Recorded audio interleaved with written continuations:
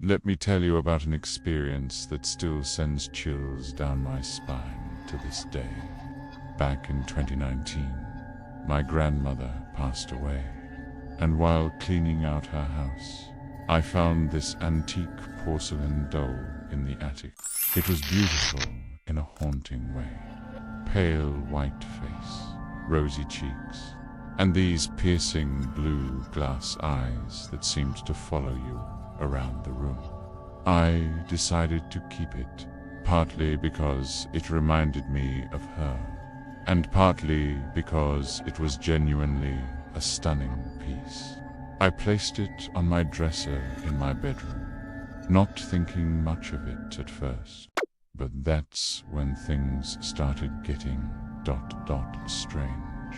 It began with small things. I'd leave the doll facing one direction before going to work, only to return and find it turned slightly to the side.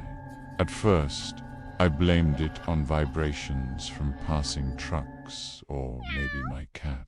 But then, one night, I woke up at exactly 3:27 a.m. to the sound of soft, almost musical tinkling.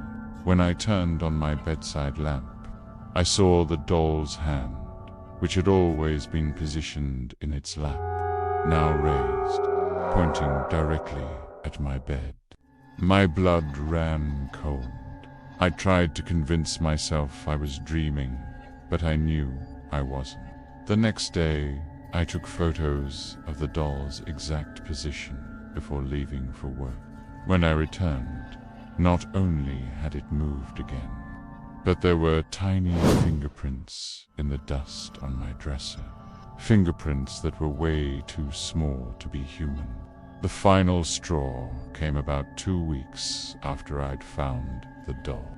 I was home alone, working late on my laptop, when I heard what sounded like tiny footsteps coming from the hallway. As I looked up, I saw something that made my heart stop. The doll was no longer on my dresser. With trembling hands, I grabbed my phone's flashlight and walked into the hallway. There, in the middle of the floor, was the doll, lying face down, as if it had been walking and suddenly collapsed. That same night, I did some research and discovered that my grandmother had bought the doll from an estate sale in the 1960s. The previous owner was a little girl who had died under mysterious circumstances, and according to local legend, her spirit was said to have attached itself to her favorite toys. I couldn't take it anymore. The next day, I took the doll to a specialist in paranormal objects. She confirmed what I had suspected.